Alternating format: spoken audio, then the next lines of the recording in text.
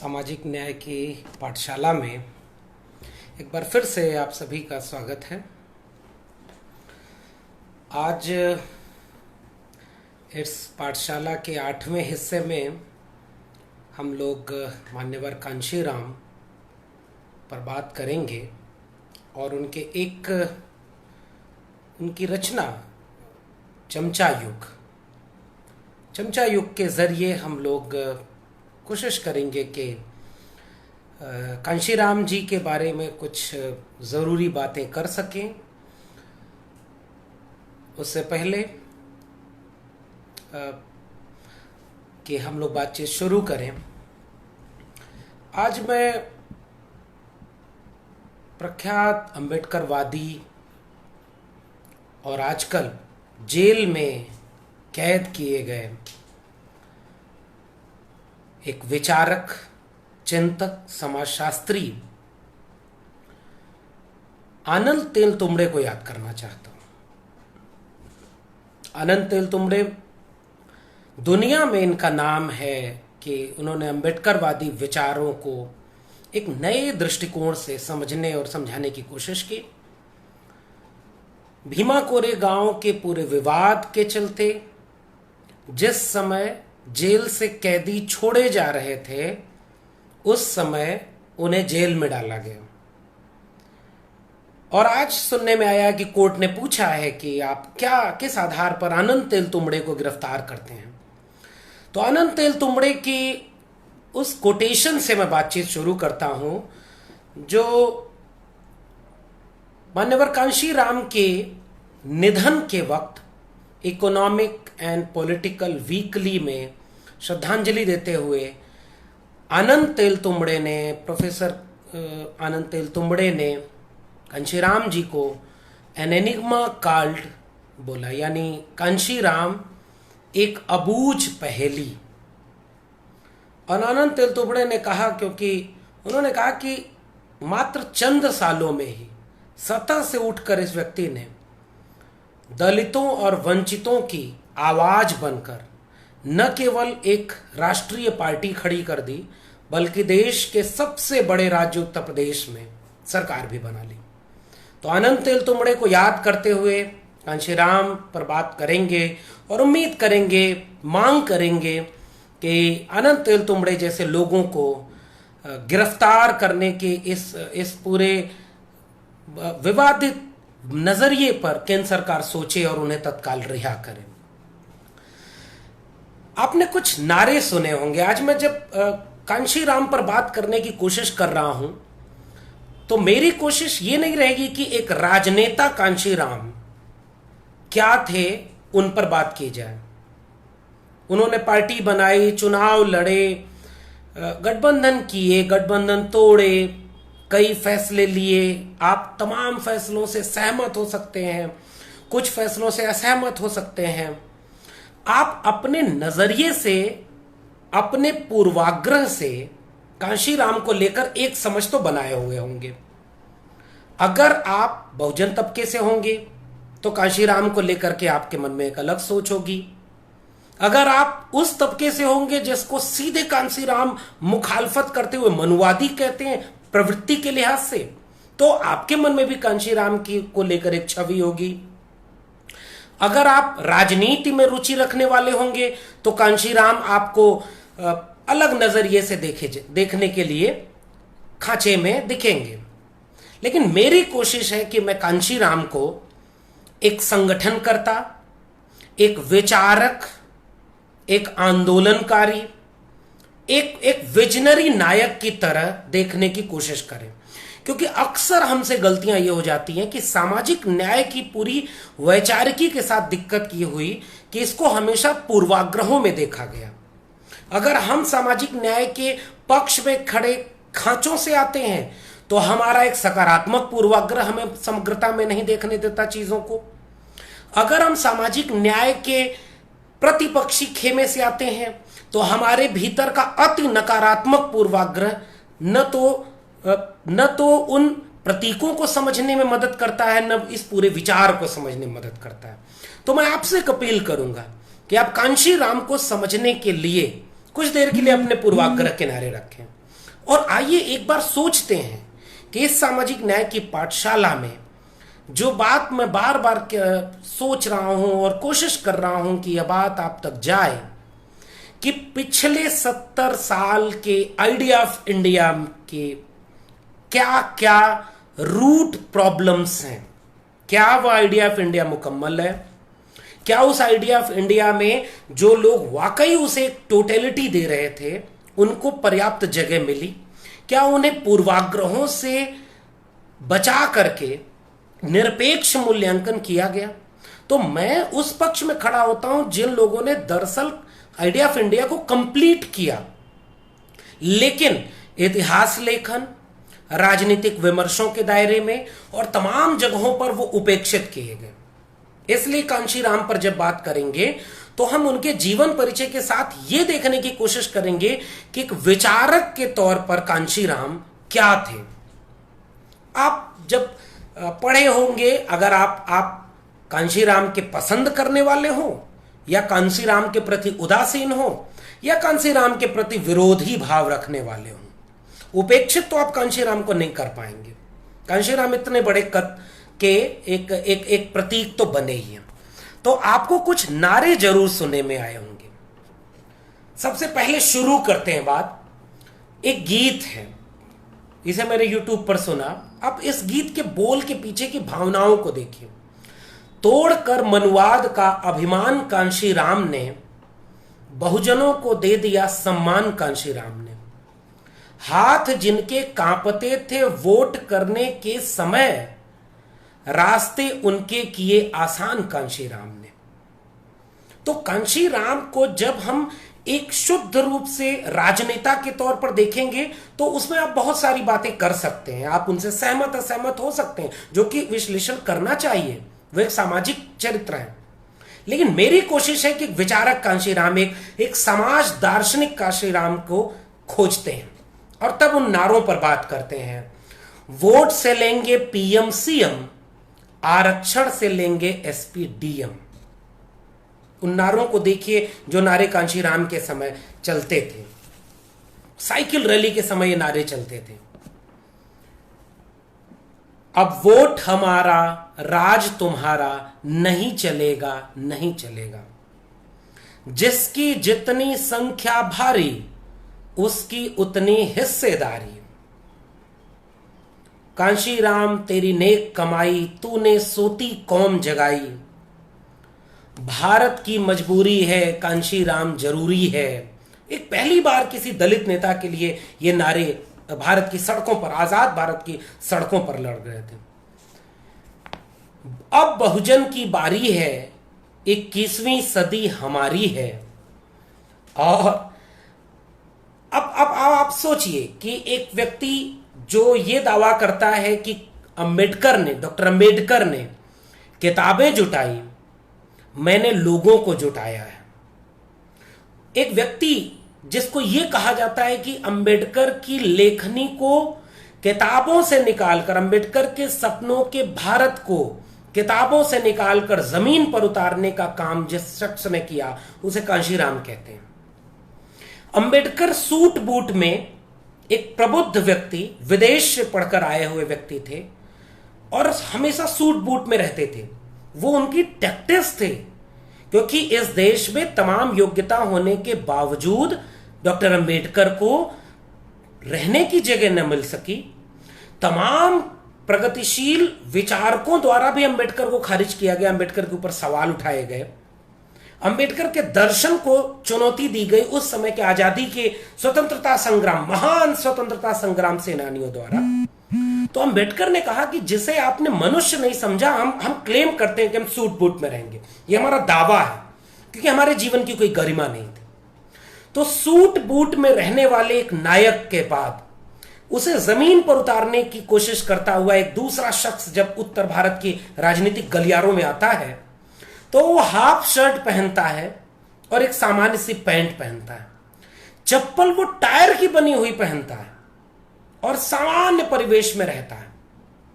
और तब वह एक बात कहता है कि डॉक्टर अंबेडकर कहते थे कि सामाजिक न्याय को पाने के लिए हमें पॉलिटिक्स में आना है, तो कांशी राम कहते थे कि राजनीति हमारे लिए मास्टर की है, और पंजाबी में कांशी राम कहते थे गुरु किल्ली, गुरु किल्ली। अब उसके बाद उन्होंने क्या कहा कि अब एक बात सोचिए कि कांशी राम का काम जिस दौर में कांशी राम ने शुरू किया, उस दौर में दलित तबके के बीच से, बहुजन तबके के बीच से कोई उभरे तो न आम जनमानस के भीतर जो कॉमन सेंस है उसके भीतर कांशी राम की कोई स्वीकृति नहीं, संसाधन देने के लिए इनके पास कोई बिरला और जमनालाल बजाज नहीं, इनके पास कोई ऐसी जमात नहीं जो पीछे पीछे चले, स्वाभाविक तौर पर इन्हें मेरिटधारी माने। उस दौर में कांशी राम ने मेहनत की, जमीन पे संगठन बनाए और बहुजन कॉन्सेप्ट में एक समाज को बदलने का एक नजरिया दिखाया। अपने भाषणों में, कैडर ट्रेनिंग में कांशी राम कलम को यूं पकड़ के दिखाते थे कि यह समाज का ढांचा है। जब हम चमचा युग पर बात करेंगे तो उस ढांचे पर बात करेंगे जो उसके मुख पृष्ठ पर भी बना हुआ है कि जिनकी संख्या 15% है वो 85% पूरे तंत्र पर कब्जा किए हुए हैं, और जिनकी आबादी 85% है वो 15% के निर्देशों और शोषण के भीतर रह रहे हैं। मैं कोशिश करूंगा कि कमल कृष्ण राय सर आपके बात को ध्यान में रखेंगे आगे। तो कहते थे कि ये सामाजिक ढांचा है, ऊर्ध्वाधर इसको में क्षैतिज करना है, और तब जाकर के वो कहते थे कि प्रजातंत्र में एक वोट, एक व्यक्ति, राजा पेट से नहीं निकलेगा, वोट से निकलेगा। और तब कांशी राम कहते थे कि भारतीय लोकतंत्र अमीरों के धन से गरीबों का वोट खरीदने का एक तंत्र बन चुका है, इसलिए यह सक्रिय साम्राज्यवाद है। और उस दौर में कांशी राम अपना सफर शुरू करते हैं।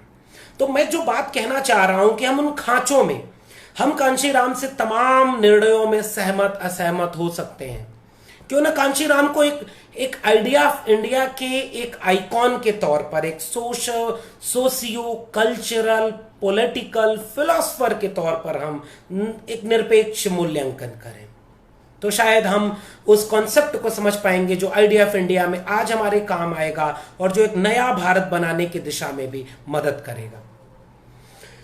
15 मार्च 1934 को कांशी राम का जन्म,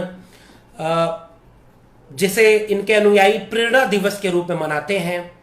कुछ लोग इन्हें साहेब कहते हैं महाराष्ट्र में, पंजाब में इन्हें साहब कहते हैं, मान्यवर इनको कहा जाता है।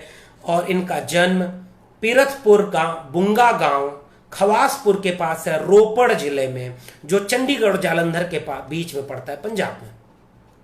इनका परिवार रामदसिया परिवार समुदाय से आता था, जो दलितों की चमार जाति के बीच से थे, जिन्होंने सिख धर्म अपना लिया था। रोपड़ में ही शुरुआती शिक्षा दीक्षा होती है।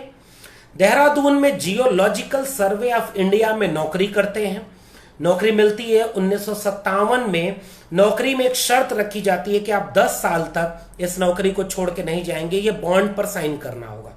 इस बॉन्ड पर साइन करने के खिलाफ ये नौकरी छोड़ते हैं और उसके बाद फिर से ये उस नौकरी को ज्वाइन नहीं करते। कांशी राम पर बात करने के लिए मेरे पास जो एक किताब है वो बद्री नारायण की किताब है, कांशी राम बहुजनों के नायक। ये किताब राजकमल प्रकाशन से पब्लिश हुई है, अंग्रेजी में थी, जिसका अनुवाद सिद्धार्थ जी ने किया है। बहुत शानदार अनुवाद है बद्री नारायण जी की किताब का, जो किताब 2019 में इसका पहला संस्करण हिंदी में आया था। अंग्रेजी में ये मूल किताब थी Kanshi Ram leader of the Dalits. तो इस किताब को आप देख सकते हैं। मेरी बातचीत का आधार यही बद्रीनाथ की किताब है, बद्री नारायण की, क्योंकि मैं जीवनी की बात इनसे करूंगा। बद्री नारायण जी ने 4 भागों में, 4 चरणों में डॉक्टर कांशी राम, मान्यवर कांशी राम को देखने की बात की है। पहला चरण वो मानते हैं कि 1958 से 1964 के बीच होता है। पूना में नौकरी मिलती है, centre institute of military executive में रिसर्च साइंटिस्ट के तौर पर। और यहाँ एक वाकया होता है जिसका जिक्र, एक दिक्कत है इस किताब में, चूंकि बद्री नारायण जी की किताब है तो मैं 1-2 टिप्पणियां अपनी जरूर करना चाहूंगा जब भी एक सवर्ण तबके में जो डी क्लास होकर के लिखने की कोशिश होती है वहां दिक्कत होती है। जैसे एक जो ये कह रहे हैं कि कमंडल के विरोध में मंडल आंदोलन आया था, पेज नंबर 12 पर भूमिका में, ये गलत तथ्य है। उसके बाद ये दूसरी जो इनकी दिक्कत है वो आरक्षण आधारित, उत्तर भारत में पिछड़ी जातियों की राजनीति को आरक्षण आधारित राजनीति कहते हैं। तो बसपा, राजद, इन जातियों ने जो किसानों के लिए काम किया वो क्या आरक्षण आधारित काम था? बद्रीनारायण जी से मेरा ये सवाल है। और दिक्कतें इनमें कई हैं। ये बार बार कहते हैं कि जिस बहुजन एकता की बात करते हैं पिछड़ा वर्ग ही दलितों का उत्पीड़क बन गया, इसका कोई आंकड़ा नहीं देते, एक धारणा है। बेशक दिक्कत है, लेकिन यह इतना स्लीपिंग स्टेटमेंट एक किताब की भूमिका में आएगा तो यह दिक्कत होगा। बद्रीनारायण कहते हैं कांशीराम जो उद्देश्य पूरा कर, वो उद्देश्य चाह रहे थे बहुजन समाज में बराबरी का, वो पूरा हो गया। पेज नंबर 15 कहां पूरा हुआ भाई? ये एक दिक्कत है इसमें। और इस भूमिका में एक नजरिया है, बेहद इस बात के लिए भी ये दिक्कतें हैं। एक सवर्ण जाति के बीच से कोई डीकास्ट होकर के जब देखने की कोशिश करता है तो लूपहोल रह जाते हैं। बावजूद इसके मैं बद्रीनारायण जी को इस बात के लिए साधुवाद दूंगा कि उन्होंने कमोबेश तटस्थ होकर के ये जीवनी लिखी है, लेकिन दिक्कतें हैं इसमें पढ़ते समय, ये मैं स्पष्ट करना चाहता हूं। अब जिसको इन्होंने, सिद्धार्थ जी ने अनुवाद बहुत अच्छा किया है कि कांशीराम को हमें क्यों समझना चाहिए। कांशीराम को समझने के पीछे एक वजह यह है कि वो 85% की बात करते हैं, यानी दलित, आदिवासी, अन्य पिछड़ा वर्ग, पसमानदा।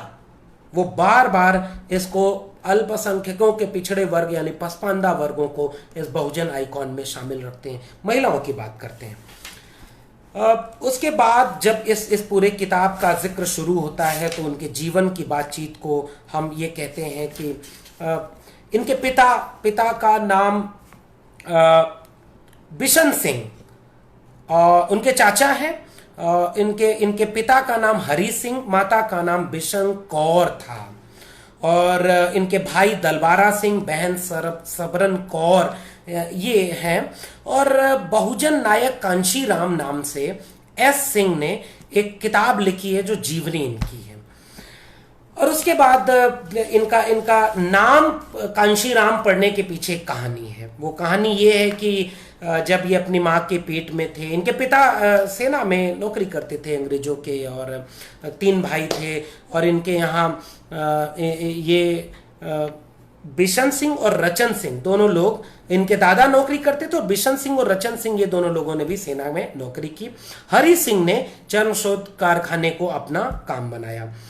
जब ये माँ के पेट में थे तो उस समय इनके गांव में एक प्रसिद्ध जो लोकप्रिय साधु थे, संत थे, जिनका नाम कांशीराम था। वो आए और उन्होंने कहा कि बिशन कौर एक ऐसे लड़के को जन्म देंगी जो महान नेता बनेगा और पूरे देश में इसका नाम होगा और परिवार का नाम रोशन करेगा। तो बुजुर्गों ने उन्हीं संत के नाम पर इनका नाम कांशीराम रख दिया।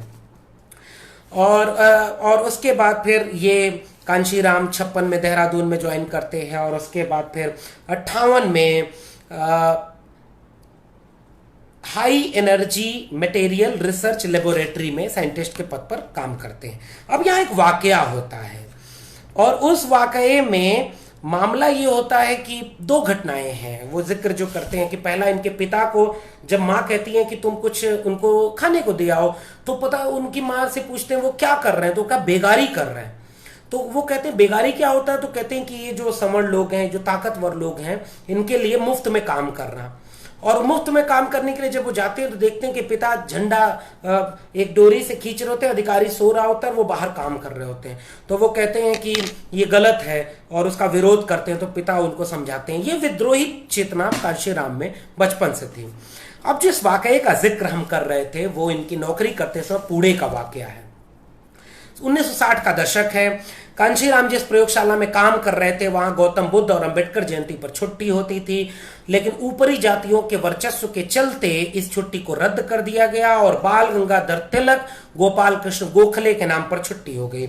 बहुत लोग इसके विरोध का साहस नहीं कर पा रहे थे, लेकिन चतुर्थ श्रेणी के कर्मचारी दीना भाना, जो राजस्थान के जैसलमेर में बंगी जाति से आते थे, इन्होंने इसका विरोध करने की ठानी और विरोध किया। और उसके बाद बुद्ध जयंती और अंबेडकर जयंती के दिन छुट्टी पर रहे और तमाम जगहों पर लिखित शिकायत की, और जिस दिन तिलक जयंती और गोपाल कृष्ण गोखले जयंती थी उस दिन वो काम पर आए। इस विरोध के चलते उनको नौकरी से निकाल दिया गया। और फिर कांशीराम जब उनसे मिलते हैं तो कांशीराम उनकी मदद करते हैं और उनसे कहते हैं कि उन्होंने कहा कि दीना भाना ने कांशीराम से कहा कि उन्हें छुट्टी और नौकरी दोनों चाहिए, क्योंकि यह उनका संवैधानिक अधिकार है, उसके लिए लड़ेंगे। तो उसके बाद उन्होंने कहा कि अधिकार छीने नहीं जाते, मांगे जाते हैं, मांगने से केवल भीख मिलती है।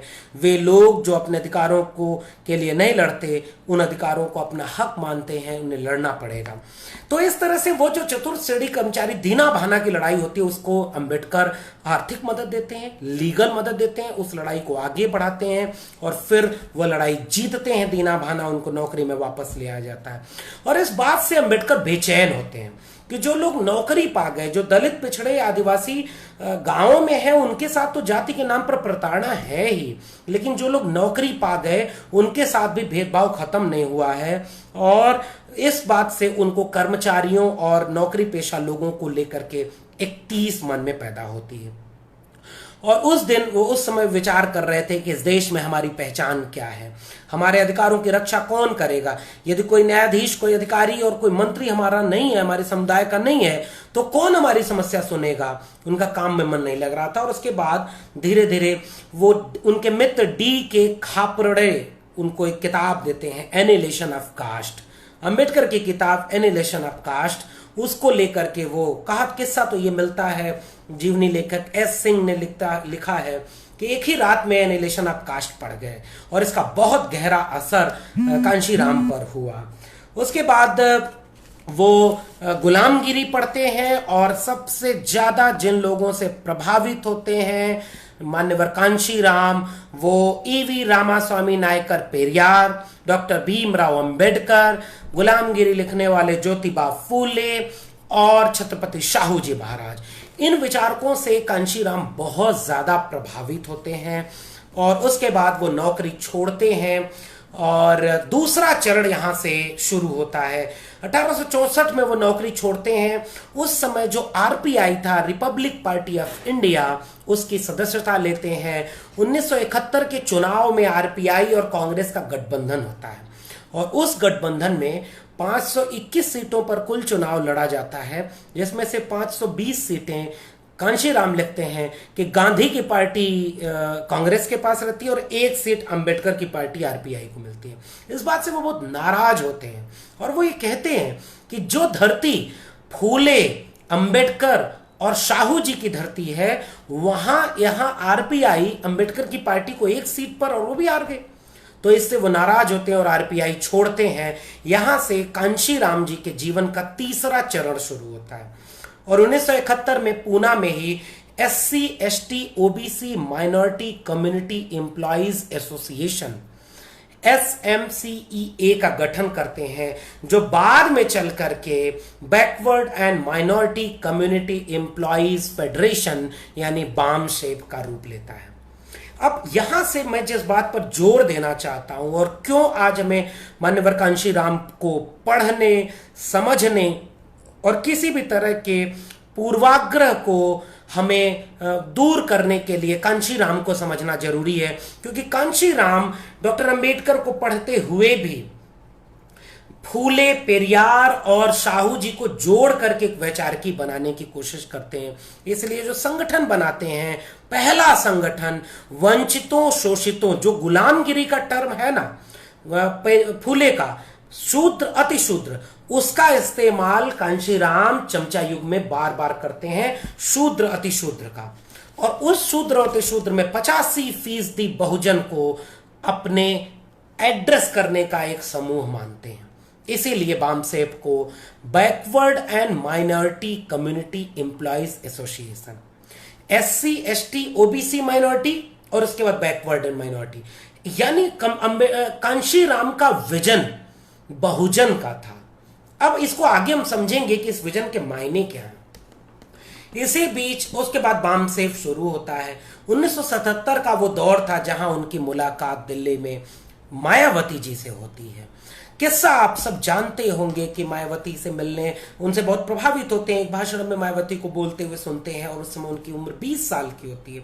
फिर मायावती के घर जाते हैं और उसके बाद उनसे पूछते हैं कि तुम क्या करने हो। उस समय वो एक स्कूल में टीचर थी और कहती हैं कि मैं आईएएस बनना चाहती हूँ क्योंकि मेरे पिता कहते हैं कि आईएएस देश चलाता है। कांशीराम ने कहा कि अगर ऐसा होता तो आईएएस देश चलाने की बात होती तो खुद उन्होंने मायावती जी के इंटरव्यू का कोटेशन मैं पढ़ना चाहता हूं कि उन मायावती ने बोला कि उन्होंने कहा नौकरशाही सरकार के निर्देशों पर चलती है। यदि सरकार किसी और पार्टी की है तो मैं नौकरशाह होकर भी अपने समुदाय के लिए चाह कर भी कुछ नहीं कर पाऊंगी। मैं समझ गई कि कांशीराम क्या कहना चाहते हैं और मैंने तत्काल निर्णय लिया कि मैं जिलाधिकारी बनने की कोशिश अब नहीं करूंगी बल्कि अपने समुदाय में और सामाजिक परिवर्तन लाने के लिए काम करूंगी। और उसके बाद यही 77 का वक्त था। मायावती कुमारी मायावती उनके साथ जुड़ती हैं और 1980 में वो बामसेफ की सदस्यता लेती हैं। और उसके बाद हम जानते हैं कि मान्यवर कांशीराम अपना राजनीतिक वारिस मायावती जी को चुनते हैं और उनके बाद वो पार्टी को आगे बढ़ाती हैं। 6 दिसंबर 1978 को बामसेफ को एक औपचारिक संगठन बनाया गया जिसका पहली बार दिल्ली के करोल बाग में ऑफिस चलाने की शुरुआत हुई। और उसके पहले एक बहुत दिलचस्प बात जो मैं करना चाहूँगा कि उन्होंने एक पत्र लिखा जब बामसेफ का गठन हो रहा था। बामसेफ के पहले SC/ST OBC minority federation employees association का गठन हो रहा था। मान्यवर कांशीराम ने एक शपथ ली और अपने घर 24 पन्ने का एक पत्र भेजा। दुर्योग से वह पत्र खो गया, लेकिन उनकी बहन उस पत्र के बारे में जिक्र करते हुए बताती हैं कि उस पत्र में कांशीराम जी ने यह घोषणा की कि वह कभी घर नहीं लौटेंगे। और कांशीराम जी ने कहा कि कभी अपना घर नहीं बनाएंगे, बहुजनों का घर ही उनका अपना घर होगा। अब कभी परिवार में लौट के नहीं आएंगे क्योंकि बहुजनों के 85% परिवार ही मेरे परिवार होंगे। वो अपने परिवार की कोई जिम्मेदारी नहीं उठाएंगे क्योंकि उनके ऊपर समाज की जिम्मेदारी है। वो शादी नहीं करेंगे। और इस तरह से 24 पन्ने का एक भावुक पत्र भेजते हैं अपने घर और सारी जिम्मेदारियों से मुक्त हो जाते हैं। उसके बाद घर वाले बहुत परेशान होते हैं। उनकी माँ चल करके पुणे पहुंचती हैं और उनकी माँ उनसे बार बार ये निवेदन करती हैं कि तुम घर चलो। लेकिन 2 महीने तक पुणे में उनके साथ रहती हैं उनकी माँ। लेकिन मान्यवर कांशीराम लगातार मना करते हैं कि अब मैंने निर्णय ले लिया। एक रात का वाकया है, उनकी जीवनी में मिलता है कांशीराम जी की कि वो रात में पढ़ रहे होते हैं और माँ सो रही होती है। अचानक माँ की नींद खुलती है तो माँ झल्ला कर आती हैं और उनके हाथ से किताब लेकर फेंक देती हैं और कहती हैं कि लगातार तुम इन किताबों में क्या पढ़ रहे होते हो, क्या है इन किताबों में।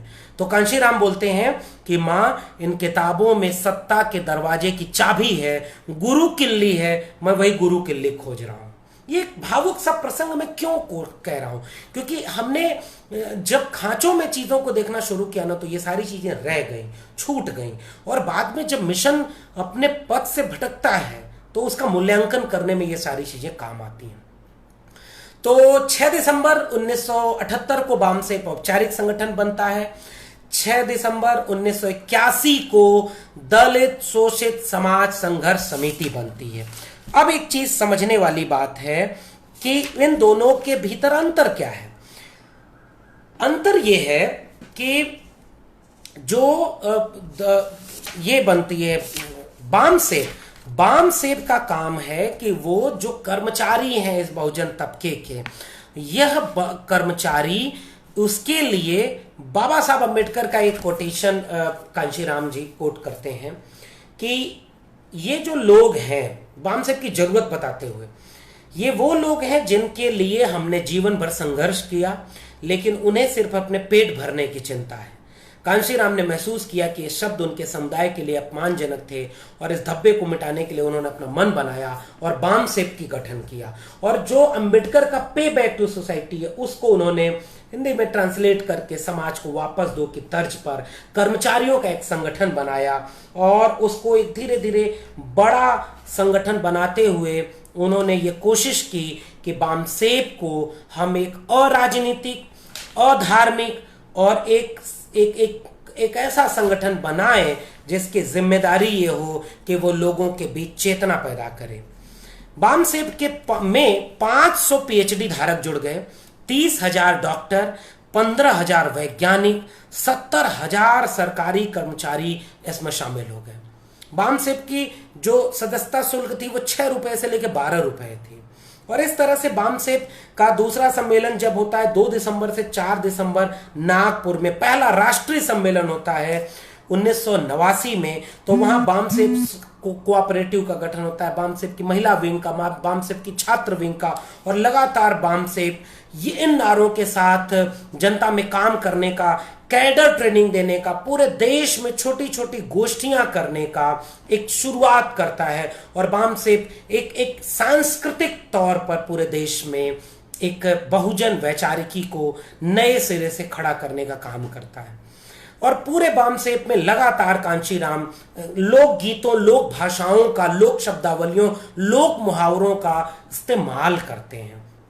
जो फूले, शाहू जी महाराज, पेरियार और इन सारे लोगों से वो लोकगीत, लोक नारे प्रचलित होते हैं। एक नारा वहां चलता था, गीत गाए जाते थे बामसेप के सम्मेलनों में।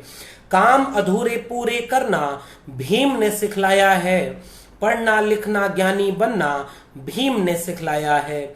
साहस पूर्वक बुद्धिमानी भारत माँ के लाल विद्वानी, जनहित में हर काम किया है, अपने वतन का नाम किया है, मार्ग खोला ज्ञान का भीम ने मानो हमें बताया है, पढ़ना लिखना ज्ञानी बनना भीम ने सिखलाया। ऐसे स्लोगन, एक ऐसा संगठन जो अराजनीतिक तौर पर बामसेप पूरे देश में SC, ST, OBC माइनॉरिटी को एकजुट करके एक बड़ा कल्चरल ऑर्गेनाइजेशन के तौर पर काम करता है और लगातार पूरे देश में इससे वो आगे बढ़ते हैं। और एक महत्वपूर्ण बात यह है कि जब इस संगठन के तहत वो आगे बढ़ते हैं तो उनको एक चीज महसूस होती है कि राजनीतिक दावेदारी के बिना हम कोई आमूल चूल परिवर्तन सत्ता में नहीं कर सकते।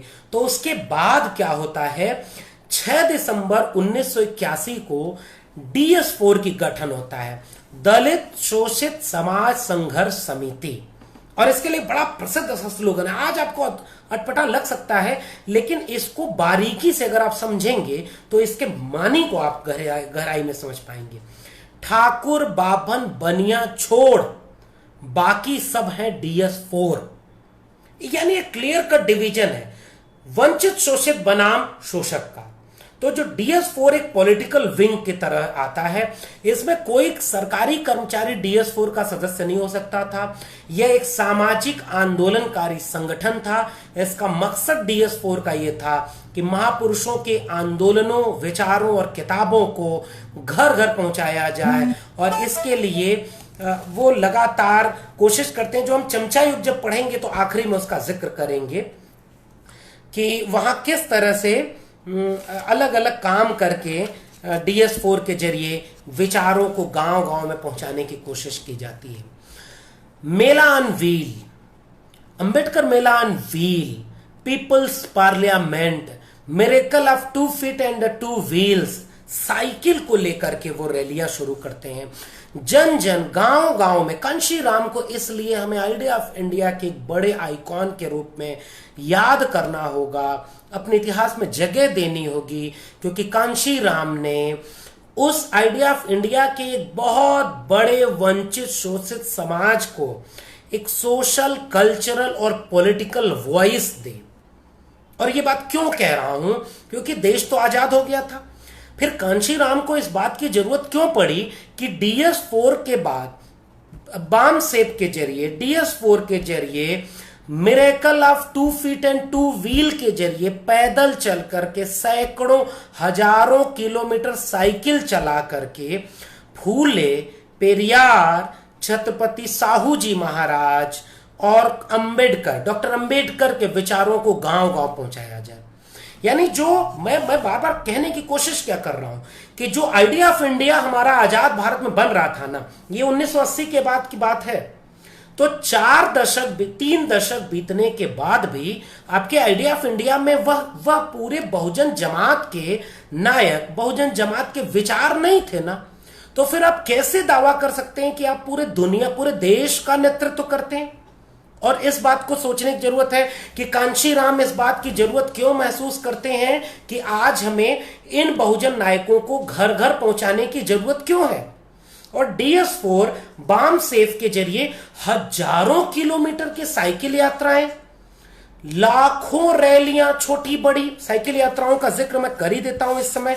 आप देखिए किस तरह का मामला था और कितनी साइकिल यात्राएं उन्होंने की DS4 के जरिए। DS4 एक पॉलिटिकल विंग था। एक छोटा सा तथ्य और इसमें जोड़ दिया जाए, बसपा का गठन DS4 के बाद हुआ था और DS4 के जरिए 1982 में कांशीराम ने हरियाणा विधानसभा का चुनाव लड़ा और टेस्टिंग की कि अब हम पॉलिटिकल वो जो गुरु किल्ली है उसमें हम कितनी सेंध लगा सकते हैं, और उसके बाद वहां चुनाव हारे। लेकिन 30 जून 1983 तक DS4 की अब ये तय कर चुका था कि अब एक पॉलिटिकल पार्टी की तरफ जाएगा। और उसके बाद 14 अप्रैल, ध्यान दीजिएगा, बाम सेफ और DS4 दोनों का गठन डॉक्टर भीमराव अंबेडकर के महापरिनिर्वाण दिवस के दिन 6 दिसंबर को करते हैं, और बसपा का गठन डॉक्टर भीमराव अंबेडकर की जयंती यानी 14 अप्रैल को 1984 में बसपा को एक पॉलिटिकल पार्टी के रूप में गठन करते हैं। अब कांशीराम को क्यों हमने समझा नहीं? कांशीराम इस बात की जरूरत महसूस करते थे। 1980 में ऑप्रेस्ड इंडिया नाम से पत्रिका निकालने की शुरुआत करते हैं, और कांशीराम लिखते हैं कि इसके 9 भाई और होंगे जो दलित शोषित जमात की आवाज को आम जनता तक ले जाएंगे। 3 साप्ताहिक पत्रिकाएं और 4 मासिक पत्रिकाएं जो अलग अलग 4 केंद्रों से देश में अलग अलग 4 भाषाओं में निकलेंगी। 30 मार्च 1980 को नागपुर से बहुजन नायक पत्र निकालते हैं मान्यवर कांशीराम, और फिर वो मराठी में और फिर इंग्लिश में बहुजन टाइम्स करके निकलता है, और लगातार इन चीजों को लेकर के लिखने, पढ़ने और बोलने की बात करते हैं। बहुजन संगठन साप्ताहिक पत्र निकाला जिसको 26 साल तक कांशीराम जी ने उसका संपादकीय संभाला, और उसी बीच में 1982 में चमचा युग लिखते हैं। आखिरी की 1-2 बातें उनके जीवन की और हैं जो बताएंगे हम कि 1984 में 14 अप्रैल 1984 में बसपा का जब गठन होता है, एक बार सोच के देखिए, बहुजन समाज पार्टी पहली बार जिस मसले को लेकर के सत्ता में आती है, आजाद भारत के इतिहास में वह कहीं और नहीं देखने को मिला। और ये किस्सा मिलता है किताब में, आप पढ़ेंगे, इस किताब को आपको पढ़ना चाहिए, कांशीराम बहुजन नायक। और भी जीवनियां हैं, S सिंह की जीवनी है बहुजन नायक कांशीराम, उसको भी आपको पढ़ना चाहिए। कांशीराम के भाषणों का संकलन है, उनको पढ़ना चाहिए। कांशीराम जी का लिखा हुआ केवल एक ही चीज मिलती है, चमचा युग। बाकी उनके जो कैडर ट्रेनिंग प्रोग्राम है, उनके जो भाषण है, उनका संग्रह भी प्रकाशित हो गया, समय प्रकाशन से आप उसे पढ़ सकते हैं। बसपा ने जो काम किया, और उन्होंने कहा कांशीराम ने, आप यहां पर एक बात कह सकते हैं कि जो आत्मविश्वास, जो पॉलिटिकल गेन बसपा की वजह से हुआ, क्या कांग्रेस के जमाने में हो संभव था? सारी पॉलिटिकल पार्टियों की लीडरशिप अपर कास्ट के हाथ में थी, और उत्तर भारत में उत्तर प्रदेश जैसे एक धूर सामंती राज्य में एक ऐसा संगठन जो दलितों, पिछड़ों, वंचितों की बात करते हुए सत्ता में आता है मात्र अपने बनने के 10 साल के भीतर। 1984 में गठन होता है, और 1993 में जब दोनों का गठबंधन होता है, मिले मुलायम कांशीराम, हवा हो गए जय श्री राम। तो मुलायम सिंह यादव को बिना याद किए हुए कांशीराम को हम जो बसपा का चरित्र है उसको बसपा का इतिहास है वो अधूरा होगा। एक तरफ चौधरी चरण सिंह की किसान आंदोलन की विरासत, लोहिया की समाजवाद की विरासत, उत्तर भारत के बिहार और यूपी में लालू प्रसाद यादव, मुलायम सिंह यादव, नीतीश कुमार, शरद यादव जैसे नेताओं को पैदा कर रहे थे, रामविलास पासवान को। तो दूसरी तरफ महाराष्ट्र के 3 संतों को, 3 नायकों को, डॉक्टर भीमराव अंबेडकर, ज्योतिबा फूले और छत्रपति शाहू जी महाराज को महाराष्ट्र से ला करके उत्तर प्रदेश में एक पॉलिटिकल जमीन पर खड़ा करने का काम माननीय कांशीराम ने किया। और बसपा के गठन के 10 साल बाद वो सत्ता में, देश के सबसे बड़े सूबे में, देश में सबसे पहली बार एक दलित महिला मुख्यमंत्री बनती है। और इस देश के बदलने का दिन था, क्योंकि आप सोचिए ये पूरी प्रक्रिया किस तरह से बदलती है। तो पहली बार जब ये गठन हो रहा था, सामाजिक न्याय के पॉलिटिकल पार्टियां सत्ता में आ रही थी, वही दौर मंडल कमीशन का दौर है और उसके खिलाफ कमंडल का आंदोलन चला। और पूरे राम मंदिर आंदोलन के समय मान्यवर कांशीराम और मुलायम सिंह यादव की समाजवादी पार्टी का जो गठबंधन होता है, उसने उस जमाने में दक्षिणपंथी संघी विचारधारा को धूल में मिलाने का काम किया था। बेशक उसके बाद की कुछ चूकों पर बात हो सकती है कि कैसे क्या गलतियां हुई कि सपा बसपा का गठबंधन टूटा, और फिर 1-2 दशक बाद जब गठबंधन हुआ तो उसको वह परिणाम नहीं मिला जो मुलायम सिंह यादव और कांशीराम को मिला था। इसके अलग अलग वजहें हैं जिस पर विस्तार में काम होना चाहिए, लेकिन मेरा मानना है कि सामाजिक न्याय विचार के तौर पर मुकम्मल करता है कांशीराम और मुलायम सिंह यादव को एक करने के क्रम में। तो ये हुई पॉलिटिकल बात। आप बेशक असहमत हो सकते हैं कई जगह कि मान्यवर कांशीराम ने उसके बाद लगातार अलग अलग पार्टियों से गठबंधन किया। कभी वो समाजवादी पार्टी से गठबंधन तोड़ करके भाजपा के साथ गठबंधन करते हैं और भाजपा के साथ 2 बार सरकार बनाते हैं, फिर कांग्रेस के साथ गठबंधन करते हैं।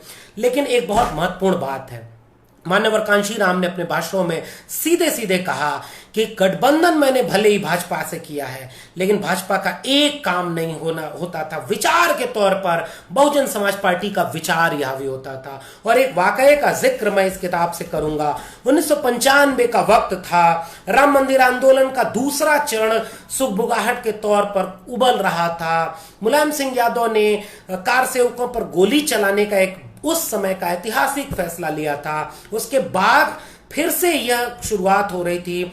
उस जमाने में बसपा की सरकार उत्तर प्रदेश में थी, मथुरा में पंचकोसी परिक्रमा की बात हो रही थी, और गठबंधन की सरकार होने के बाद भी बहुजन समाज पार्टी ने उस पूरे प्रकरण को रोका और दोबारा बाबरी मस्जिद विध्वंस जैसा कोई हंगामा होने से परिस्थितियों को टाल दिया।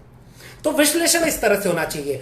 मान्यवर कांशीराम का कहना था कि सत्ता हमारे लिए चाबी है, मैं अवसरवादी हूं, ये कबूल करते थे, लेकिन मेरा अवसर मेरे पॉलिटिकल पावर को पाने के लिए है, मैं अपना मकसद पूरा करता हूं। मैंने कभी भी अवसरों को इस तरह से नहीं किया कि वो दूसरे के खेमे तक आए।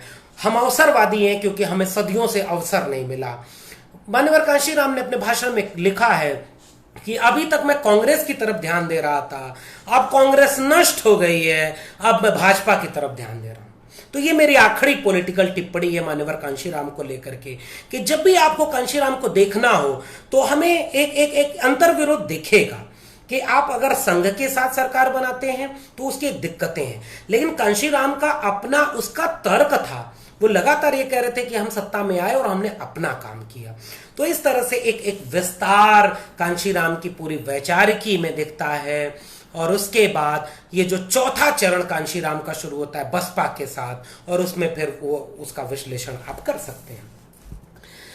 साइकिल रैली की आखिरी बात करके फिर मैं चमचा युग के बारे में बात करूंगा। साइकिल रैली के बारे में ये बात अगर हम न करें, मंडल कमीशन लागू करने की बात, चूंकि चमचा युग में है तो हम ओबीसी लोगों को भी उसमें थोड़ा सा बात करेंगे। कांशीराम जी ने 1983-84 में DS4 से साइकिल रैलियों का आह्वान किया। पहली साइकिल रैली कांशीराम द्वारा 6 दिसंबर 1983 को कन्याकुमारी से शुरू की गई।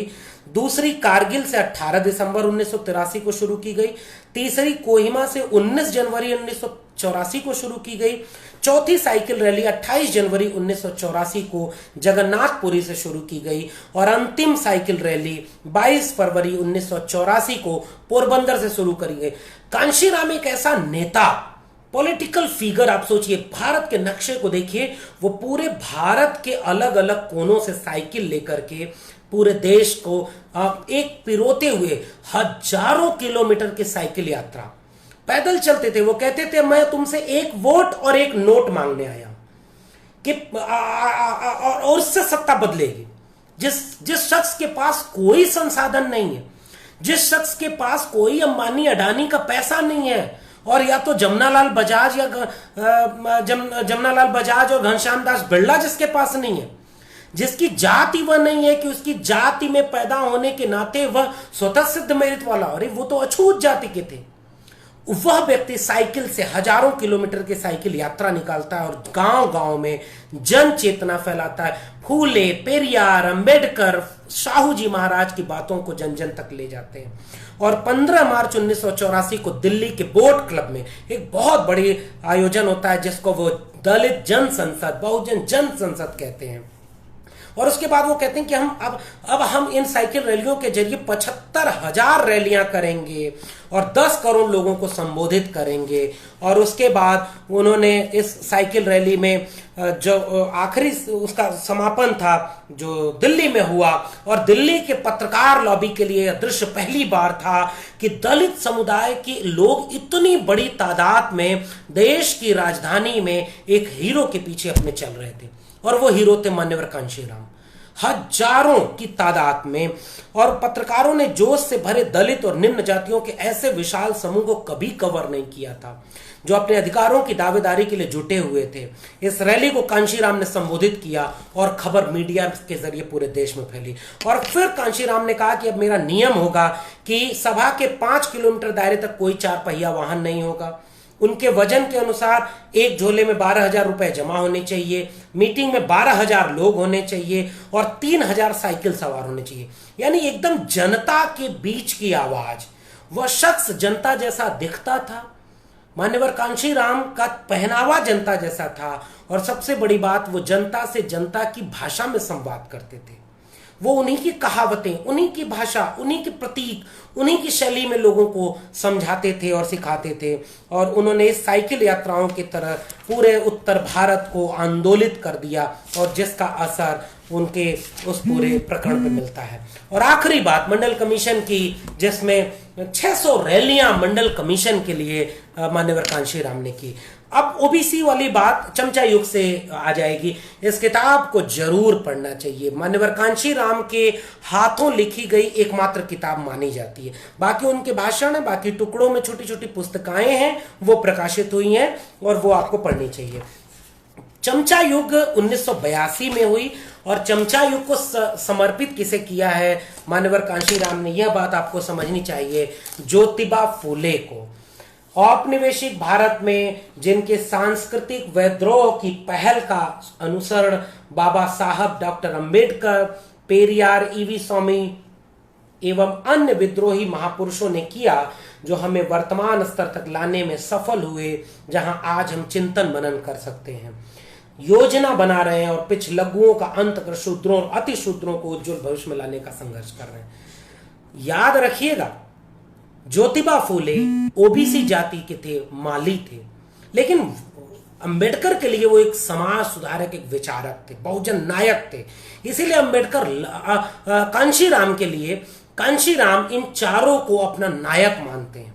ज्योतिबा फूले, ईवी रामास्वामी नायकर पेरियार, डॉक्टर भीमराव अंबेडकर और छत्रपति शाहू जी महाराज। इस पूरी किताब में चमचा युग का शुरुआत में ये मानते हैं, पूरे चमचा युग का कॉन्सेप्ट ये है कि पूना पैक्ट जो होता है ना, वह एक बहुत बड़ी दुर्घटना थी, जिसे डॉक्टर अंबेडकर भी लिखते हैं और कांशीराम इसे मानते हैं कि पूना पैक्ट के बाद जो अन्याय हुआ दलितों के साथ, उसी अन्याय की वजह से चमचा युग शुरू हो गया।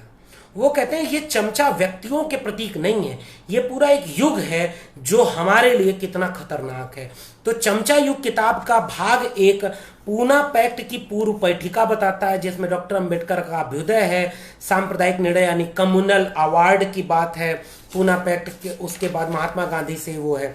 भूमिका में शूद्र अतिशुद्ध टर्म का इस्तेमाल कांशीराम लगातार करते हैं, और ये टर्म ज्योतिबा फूले से वो लेते हैं और कहते हैं कि 1848 में ज्योतिराव ने ब्राह्मणवादी संस्कृति के खिलाफ विद्रोह का बिगुल बजाया था, हमने उसको आगे बढ़ाना है।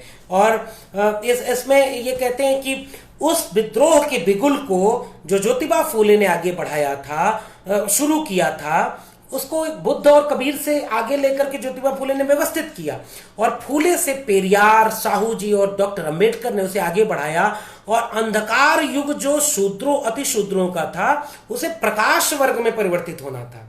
लेकिन डॉक्टर मान्यवर कांशीराम ये मानते हैं कि अंबेडकर के बाद या पूना पैक्ट के बाद वो एक चमचा युग में परिवर्तित हो गया, इसलिए हमारा प्रकाश युग नहीं आ पाया। तो 24 सितंबर 1931 को जब पूना पैक्ट होता है, उसके बाद से ही कहते हैं कांशीराम कि यह चमचा युग शुरू हो जाता है। हथियार, एजेंट, पिट्ठू और चमचा ये सारे शब्द समानार्थी हैं, लेकिन वो कह रहे हैं कि मैं एक प्रवृत्ति के रूप में चमचा शब्द का इस्तेमाल इसलिए करूंगा क्योंकि ये आम लोगों के समझ में आसानी से आ जाने वाला शब्द है। भूमिका में लिखते हैं मान्यवर कांशीराम कि यदि आप किसी को चमचा कहकर पुकारें तो वो इसे पसंद नहीं करेगा और उसे बहुत बुरा लगेगा, किंतु जब आप युग को चमचा युग कहेंगे तो आप बहुत सारे लोगों को बुरा कहने जा रहे हैं और वो प्रतिघात कर सकते हैं। क्योंकि कोई चमचा अपने आप कार्य नहीं कर सकता, इसलिए सहयोग से उसके काम कराने वाला उस चमचे का प्रतिघात करता है, यानी इस्तेमाल करता है। चम्मच समझते हैं ना, चम्मच को चमचा बोलते हैं, और आगे मैं अभी इस पे विस्तार में बात करूंगा तो कहेंगे कि चमचे आक्रमण करेंगे, घबराना नहीं है। इन्हीं चमचों से लड़ करके हमें उस अंधकार युग से जो फूले के पहले था, फूले, पेरियार, अंबेडकर, साहू जी महाराज प्रकाश युग ले आना चाह रहे थे, जिसमें बाधा ये चमचा युग आ गया है, इसे हमें दूर करना है। प्रथम प्रयास में इस पूरी किताब में कांशीराम शुरुआत करते हैं कि किस तरह से जो आंदोलन चल रहे थे फूले से, पेरियार, साहू जी, उसमें 1917 का कांग्रेस का एक पर्चा आता है जिसका जिक्र वो करते हैं कि अछूतों को कुछ छूट मिलनी चाहिए।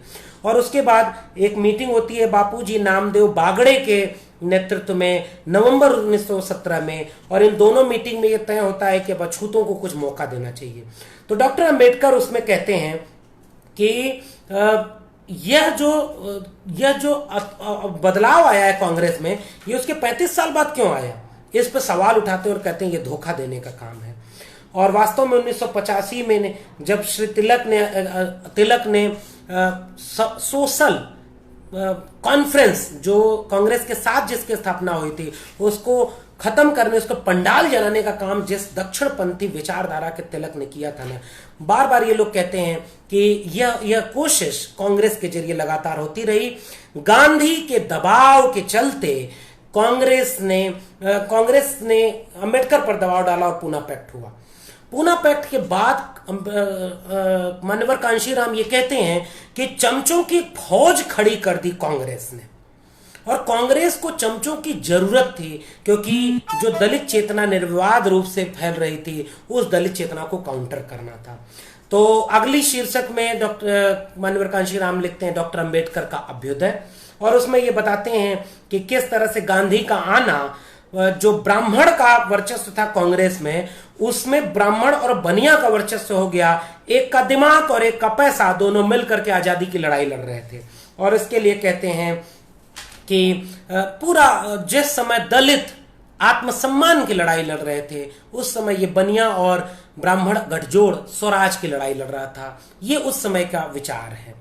गोलमेज सम्मेलनों का जिक्र होता है। इसके बाद गोलमेज सम्मेलनों का जो पत्र, जो प्रस्ताव डॉक्टर अंबेडकर ने बनाया था, चमचा युग पुस्तक में उस प्रस्ताव को भेजा है कि कैसे समान नागरिकता, दलित वर्ग के बहिष्कार, दलित वर्ग का आर्थिक उत्थान, नागरिकता, स्वतंत्र अधिकारों का स्वतंत्र उपभोग और बहिष्कार के अपराध की परिभाषा, इन सब को लेकर के जो डॉक्टर अंबेडकर ने प्रस्ताव पेश किया था, भेदभाव के विरुद्ध संरक्षण, इन सब को लेकर के प्रस्ताव पेश किया। विधायिका में पर्याप्त प्रतिनिधित्व की बात की, सेवाओं में पर्याप्त प्रतिनिधित्व की बात की, पूर्वाग्रह युक्त कार्रवाइयों और हितों के विरुद्ध सुझाव की बात की, और उसके बाद आर्थिक, किसानी, इन सब में जो बात की, इसका पूरा खाका चमचा युग की शुरुआत में डॉक्टर अंबेडकर का है।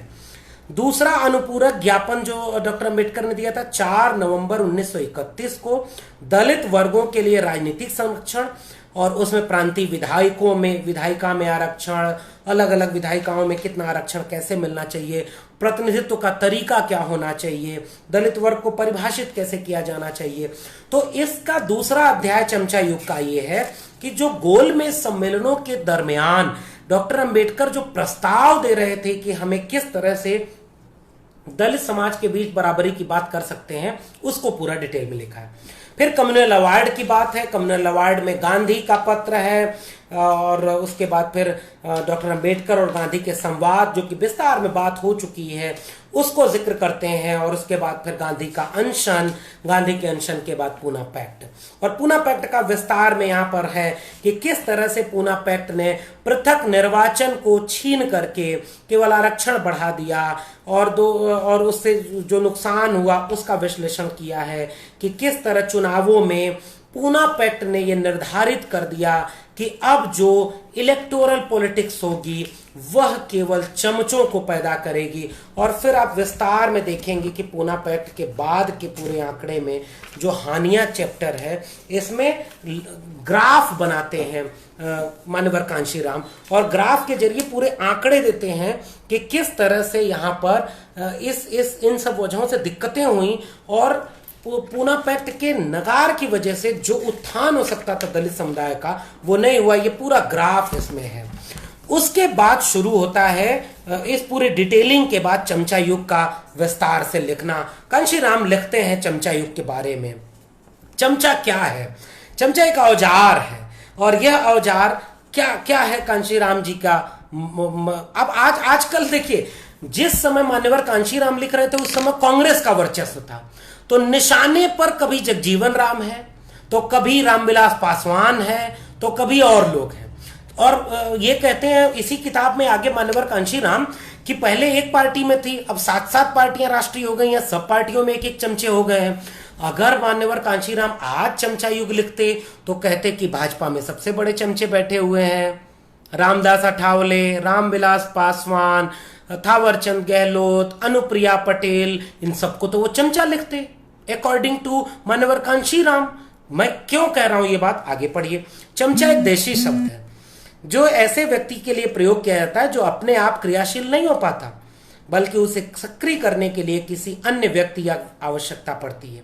यह अन्य व्यक्ति चमचे को सदैव अपने व्यक्तिगत उपयोग और हित में अथवा अपनी जाति की भलाई में इस्तेमाल करता है, और जो स्वयं चमचे की जाति के लिए नुकसानदायक होता है। इसके लिए आप पिछलग्गू और दलाल, औजार, ये शब्द इस्तेमाल कर सकते हैं, लेकिन कांशीराम कहते हैं कि देशज शब्द है चमचा, इसलिए चमचे का मैं इस्तेमाल कर रहा हूं। फिर आगे चमचा को, व्यक्ति को चमचा समझने की मुखालफत करते हैं कांशीराम, और कहते हैं चमचा दरअसल एक युग है। चमचा बनने की आवश्यकता क्यों हुई, और इसके लिए वो कहते हैं कि जब पूना पैक्ट हो गया तो उसके बाद कांग्रेस को महसूस हुआ कि अब चमचों की आवश्यकता है, जिससे अलग अलग चमचों को, अलग अलग खेमों को संतुष्ट किया जाए और उनको हकमारी की जा सके। आज सबसे ज्यादा चमचे किन किन पार्टियों में हैं? दलित समाज, बहुजन समाज को इस बात को समझना चाहिए। मैंने चमचा युग पढ़ने के लिए ये इसीलिए चुना क्योंकि हमें फिलोसफिकल चीज, पॉलिटिक्स में जाने के बाद हम सतही विश्लेषण करते हैं, हम उथली बातें करते हैं। वैचारिकी में कौन कौन चमचा बना, ओपन टू यू। फिर उसके बाद अंधकार युग की बात करते हैं। अंधकार युग में कहते हैं कि किस तरह से सदियों का विश्लेषण यह है कि हम तो मनुष्य नहीं थे, ये शूद्र और अतिशूद्र ये सब मनुष्य नहीं थे। फिर उन्होंने कहा कि उनसे जगाने के लिए, वो मैंने बात कही, गोलमेज सम्मेलनों और पूना पैक्ट के बाद अंधकार युग, जो प्रकाश युग में बदलना था वो बीच में चमचा युग में आ गया। और चमचा युग के बाद वो कहते हैं चमचा युग कितना पुराना है, इस शीर्षक में वो लिखते हैं कि पूना पैक्ट के साथ चमचा युग का सूत्रपात हुआ, और कभी 1:10 तो कभी 1:15, और जो निर्वाचन हुआ वो चमचों का होने लगा, सेपरेट इलेक्टोरल न मानने की वजह से। महात्मा गांधी संयुक्त निर्वाचक मंडल के अंतर्गत एक सच्चे और वास्तविक प्रतिनिधि के बदले 2-2 चमचे मिल गए। इस तरह से वो आलोचना करते हैं। और फिर ये कहते हैं कि 50 साल बाद पूना पैक्ट के मैंने 24 सितंबर 1982 को पूना पैक्ट के लिए धिक्कार और भर्त्सना रैली की DS4 के नेतृत्व में। और उन्होंने कहा कि यह चमचा युग कब तक रहेगा, जब तक आज भारत पर शासन कर रहे उच्च जाति हिंदुओं को चमचे उत्पन्न करने की आवश्यकता तभी महसूस हुई है जब उनके सामने दलित वर्गों के सच्चे और वास्तविक नेतृत्व के उभरने का खतरा पैदा हो गया। तो जब तक हम सांस्कृतिक और सामाजिक तौर पर ठोस नेतृत्व पैदा नहीं करेंगे, चमचे पैदा होंगे, और चमचे केवल दूसरे के हाथ से इस्तेमाल किए जाएंगे। अगला शीर्षक है इसमें चमचों के विविध किस्में, बहुत दिलचस्प। और इसमें डॉक्टर अंबेडकर की वो बात कोटेशन के बाद वो शुरू करते हैं कि 57 तक तो डॉक्टर अंबेडकर अपने युग के चमचों से लड़ते रहे। मैं बार कह रहा हूं कि चमचों को समझिएगा, उस समय के चमचे कौन थे और आज के चमचे कौन है। लेकिन अंबेडकर के बाद कांग्रेस ने जिस तरह से चमचे पैदा किए उसको अलग अलग कैटेगरी में मान्यवर कांशीराम बांटते हैं। पहली कैटेगरी है जाति और समुदायवार चमचे, जो अपने जाति का नेतृत्व के से पैदा होते हैं और जहां नेतृत्व नहीं था वहां से पैदा होकर के उस नेतृत्व को भेज देते हैं। जाति और समुदायवार चमचे जिसे नेतृत्वहीन समूह में पैदा होते हैं, इसकी कुछ कैटेगरी। और उन्होंने कहा दलितों यानी अनुसूचित जातियों में कैसे चमचे पैदा होते हैं, अनिच्छुक यानी जिनकी इच्छा नहीं होती और वो केवल इस्तेमाल किया जाता है, उनको कोई और पैदा करता है। और ये उदाहरण देते हैं कि जैसे महात्मा गांधी ने नए नए चमचे पैदा किए। अनुसूचित जनजातियों में नवदीक्षित, वो कहते हैं कि ऐसी जनजातियां थी जो ट्रेंड ही नहीं थी, तो इनमें जो नए नए लोग पढ़ने लिखने वाले आए वो नए चमचे बन गए। अन्य पिछड़े वर्ग में महत्वाकांक्षी चमचे पैदा हुए। ओबीसी जातियों में यानी वह वर्ग था जो जिसने अपनी हालत इतनी सुधार ली कि वैसा उनकी शक्ति और सामर्थ्य से बाहर था। उनकी प्रगति, शिक्षा, सरकारी सेवा और राजनीति के क्षेत्रों में थोड़ी थोड़ी भागीदारी बनी। अब इनकी महत्वाकांक्षाएं बनी, इसलिए इन महत्वाकांक्षाओं को पहुंचाने में फेल रहे। और हाल के वर्षों में हर पार्टी में ओबीसी समाज के लोग जा रहे हैं और चमचे बन रहे हैं, इसलिए इनको कहा ओबीसी जातियों के बीच के चमचों को महत्वाकांक्षी चमचे। अल्पसंख्यक वर्ग के लोगों को कहा मजबूर चमचे। इनके बीच में मजबूर है क्योंकि ये इतने कमजोर हैं, इतनी संख्या में होने के बाद भी सांप्रदायिकता के चलते कि इनके बीच से मजबूर चमचे पैदा होते हैं जो इनकी मजबूरी का फायदा उठा करके केवल दूसरे से इनकी बार्गेनिंग करते हैं और इनकी बोली लगाते हैं। दूसरी कैटेगरी है जातिवार समुदायवार चमचों के बाद कि पार्टीवार चमचे। पार्टीवार चमचों में कहते हैं कि अलग अलग पार्टियों में, और ये बड़ा दिलचस्प है, इसको आप लोग जरूर देखिए। एक मैं इसको थोड़ा सा वो करता हूं, चम्मच बनाया है SC, ये देखिए SC, ST, OBC, माइनॉरिटी, अलग अलग चम्मच हैं और ये सब चमचे मिल करके अपने हितों, अधिकारों और संघर्षों को नीलाम करते हैं। ये इस पूरी किताब का क्रक्स है। और फिर उन्होंने कहा कि पार्टियों ने, जितनी पार्टियां बनती गई हर पार्टियों ने, चूंकि हमारा सोशल मूवमेंट मजबूत हो रहा था तो हर पार्टी ने एक एक चमचा पैदा कर लिया और उसमें कोई ओबीसी का चमचा, कोई SC का चमचा, कोई ST का चमचा, कोई माइनॉरिटी का चमचा, और हर पार्टी उन चमचों के इस्तेमाल से अपना फायदा कर रही है और इस 85% बहुजन का नुकसान कर रही है। तीसरी कैटेगरी के लिए उन्होंने बताया अबोध यानी अज्ञानी चमचे। कुछ ऐसे हैं जिनको पता ही नहीं कि उनका इतिहास क्या है, उनका नायक कौन है, उनका संघर्ष क्या है, उनकी वंचना क्या है, उस अज्ञानता में वो चमचे बनते हैं। और उन्होंने कहा कि मैं आपसे आपके हित की अपील करता हूं कि आप स्वयंभू नेताओं और अपने सच्चे मित्रों में फर्क जानें। यानी जो लोग आंदोलनकारी हैं, जो जनता के बीच से पैदा हो रहे हैं, उनके बजाय कुछ लोग जिनको इतिहास ही नहीं पता है वो चमचे पैदा हो रहे हैं, इसकी आलोचना करते हुए कह रहे हैं अबोध और अज्ञानी चमचे। दलित वर्गों को ऐसी अज्ञानता के कारण उच्च जाति हिंदू उन्हें बड़ी आसानी से बहका सकते थे। वे बड़े अच्छे तरीके से उसे समझा सकते थे कि उनके अधिकारों को हड़पने वाला और कोई नहीं बल्कि उनका मसीहा ही है।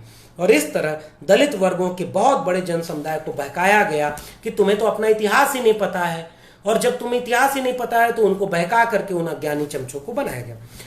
पांचवी कैटेगरी बताई ज्ञानी चमचे या अंबेडकरवादी चमचे, और इसको इन्होंने कहा प्रबुद्ध चमचे अथवा अंबेडकरवादी चमचे हैं।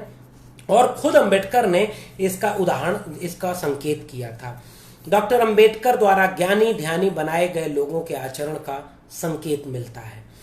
24 सितंबर 1932 को पूना पैक्ट के स्वर्ण जयंती मनाने वाले भी कुछ चमचे इन्हीं के बीच से पैदा हुए थे, जो डॉक्टर अंबेडकर की प्रबुद्ध बिरादरी के कुछ वरिष्ठ अधिकारी इस पूरे मामले को शुरू करते हैं। सिर्फ इसी बात को ध्यान में रखकर नहीं, बल्कि उनके आचरण और विगत कई वर्षों के चंद टुकड़ों में मिली पिट्ठू गिरी में संलग्न रहने को ध्यान में रखकर ही हमने इस किस्म के चमचों को प्रबुद्ध चमचों अथवा अंबेडकरवादी चमचों का नाम देना तय किया। और आखिरी कि इन चमचों के चमचे, यानी जो अलग अलग कैटेगरी के चमचे हैं वो अपने चमचे पैदा कर लेते हैं और फिर एक क्रम बन जाता है। नीचे वो आपके हितों का दावा करेंगे और ऊपर जाकर के वो दूसरे के हाथों में खेलेंगे। आज इस किताब का महत्व इसलिए बहुत बढ़ गया है कि हमारे कुछ बहुजन वर्ग के लोग अलग अलग पार्टियों और खास तौर पे दक्षिणपंथी पार्टी में जाकर के चमचे बने हुए हैं, और वो वहां से भी बैठ के दावा करते हैं कि हम बहुजन हित के लिए लड़ रहे हैं। कैसे भाई? वाह भाई वाह।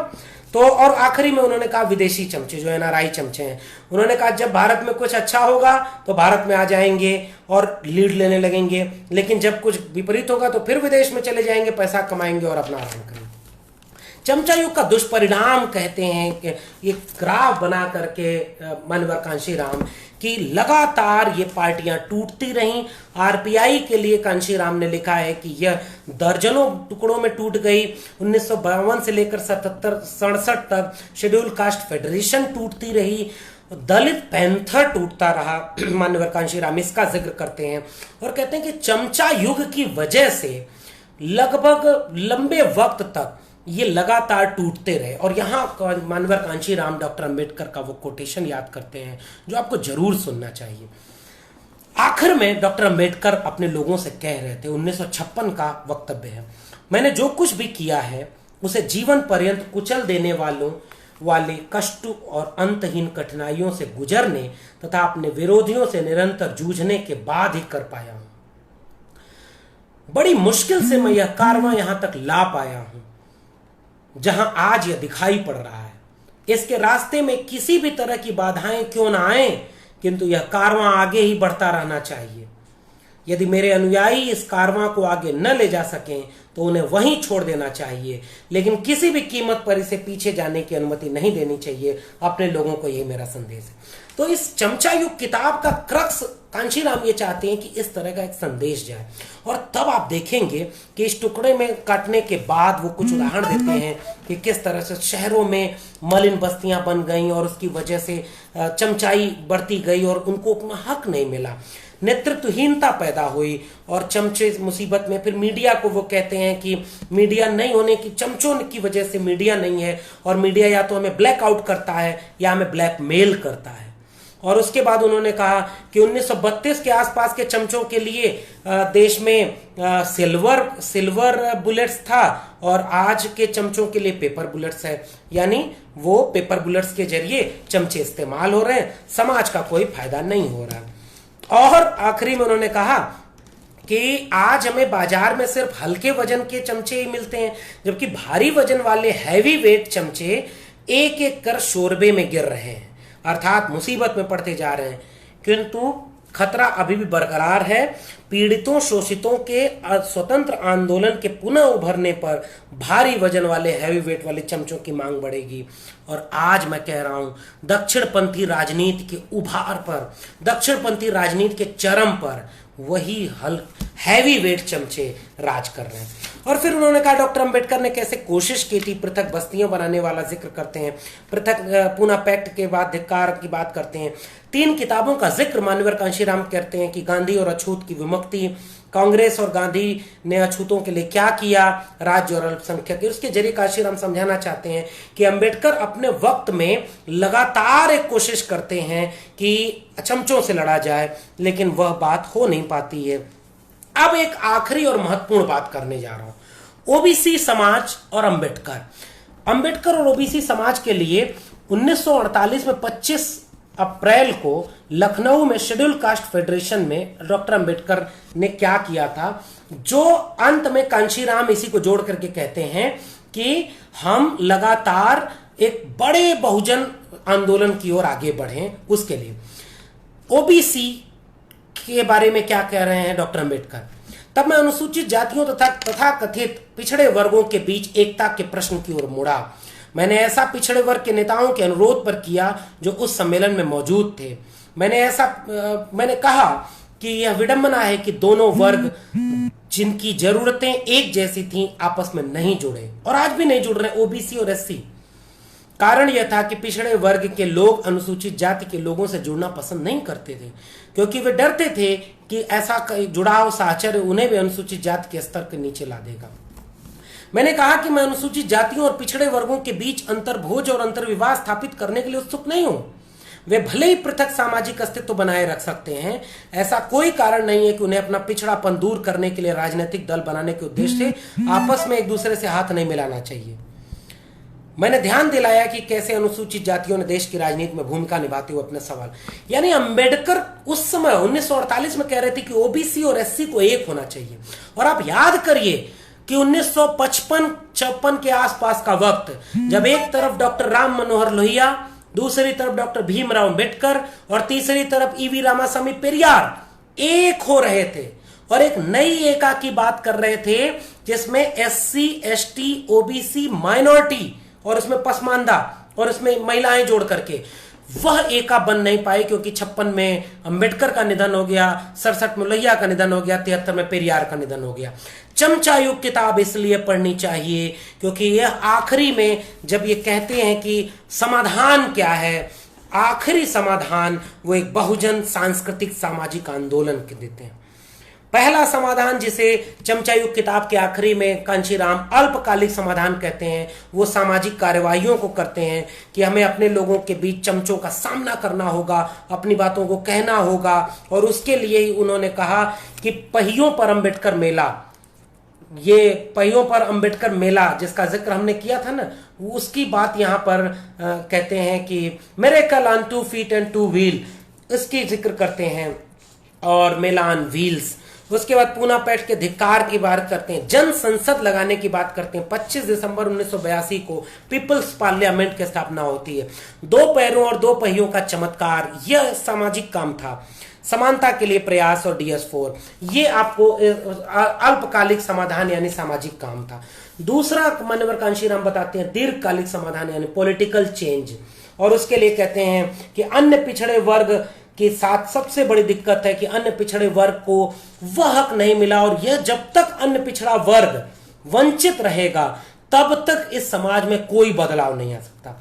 आज दिक्कत यह है कि ओबीसी जातियों को अंबेडकर और कांशीराम से ही सबसे ज्यादा नफरत होती है एक तबके में, जबकि अगर हम पढ़ें तो हम ये देखते हैं कि अंबेडकर और कांशीराम सब ओबीसी को लेकर के एक नजरिया रखते हैं। अंबेडकर के यहाँ चूंकि ओबीसी एक आइडेंटिटी के रूप में नहीं था, तो अंबेडकर के यहाँ ओबीसी स्वर थोड़ा मध्यम है, लेकिन कांशीराम का चमचा युग पढ़ते हुए तो लगता है कि ओबीसी को बहुत बारीकी से एड्रेस कर रहे हैं।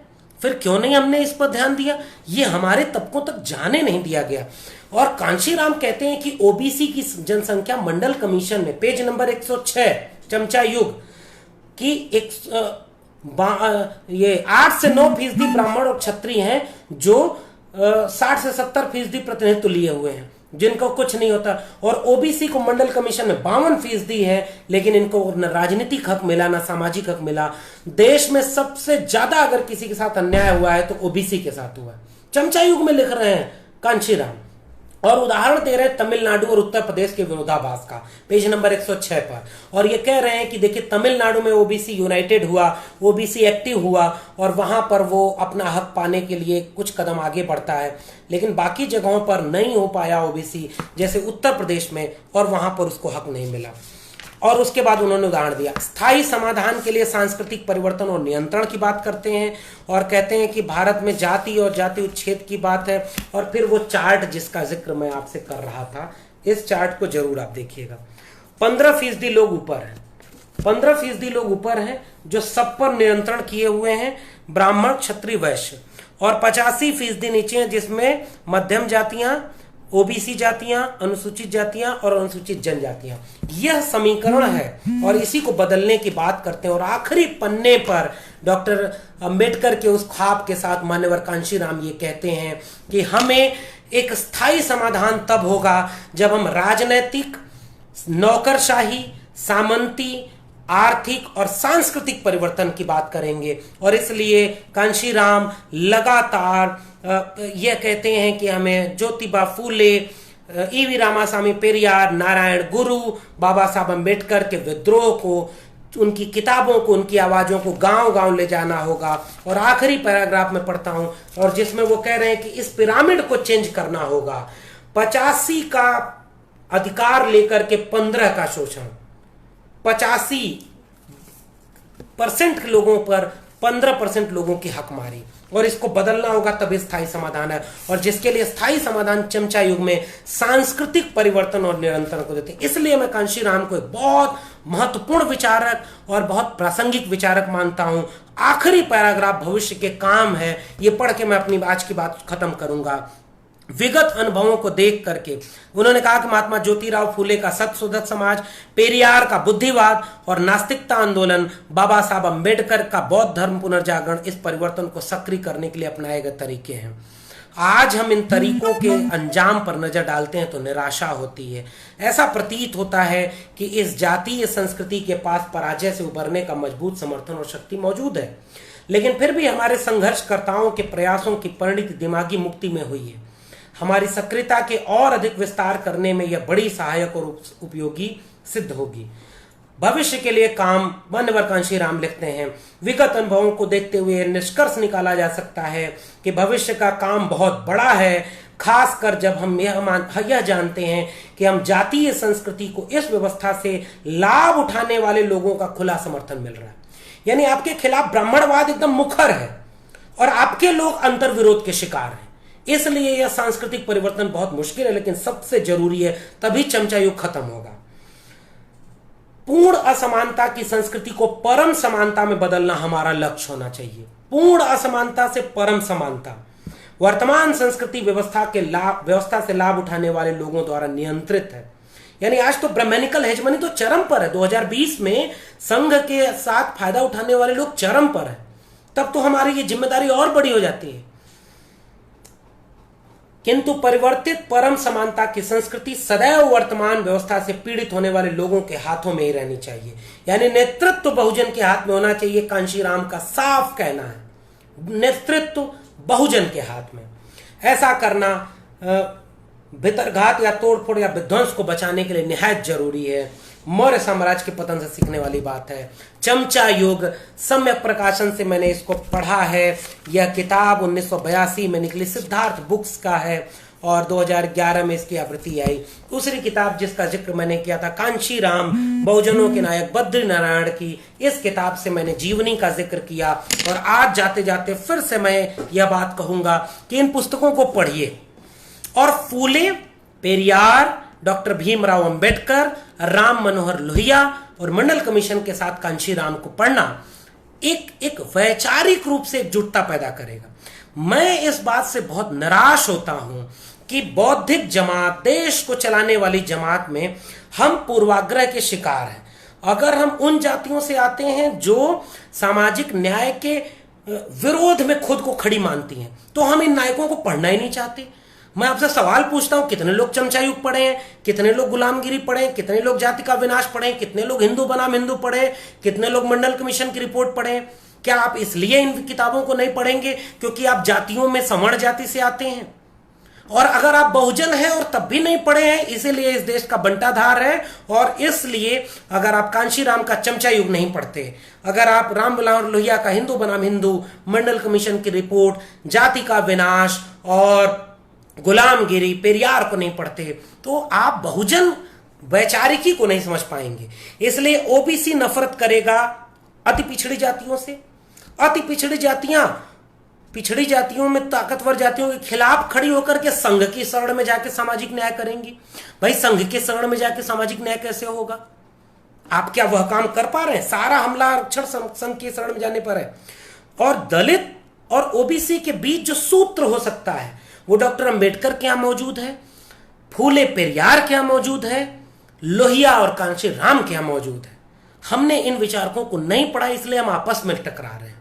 मेरा आग्रह आपसे है कि इन विचारकों को पढ़ें। चमचा युग के उस सांस्कृतिक जो 3 चरण बताया ना, सामाजिक आंदोलन आरंभिक चरण, दूसरा राजनीतिक आंदोलन जिसको जो चमचा युग में अस्थायी निदान कहते हैं, अल्पकालिक समाधान है सामाजिक आंदोलन, और दीर्घकालिक समाधान है राजनीतिक आंदोलन, और स्थायी समाधान है सांस्कृतिक आंदोलन। चमचा युग खत्म हो और चमचों की बात से बचिए।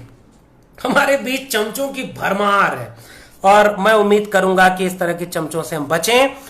मान्यवर कांशीराम को मैं इसलिए याद करूंगा क्योंकि वाकई आज एससी, एसटी, ओबीसी और माइनॉरिटी में पसमानदा और महिलाओं को लेकर के एक बड़े एका की जरूरत है जो संघी दक्षिण पंथ को हरा सकता है। और जिसकी जितनी संख्या भारी उसकी इतनी हिस्सेदारी। अब वोट हमारा, राज तुम्हारा, नहीं चलेगा नहीं चलेगा वाली बात। अंबेडकर ने किताबें जुटाई, कांशीराम ने लोगों को जुटाया। हमारी जिम्मेदारी है उन जुटाए हुए लोगों को बिखरने न देना, उनको एक बौद्धिक वैचारिक समझ दे करके एक मुकम्मल मुल्क बनाना, आइडिया ऑफ इंडिया बनाना और वाकई संविधान का भारत बनाना। बहुत शुक्रिया।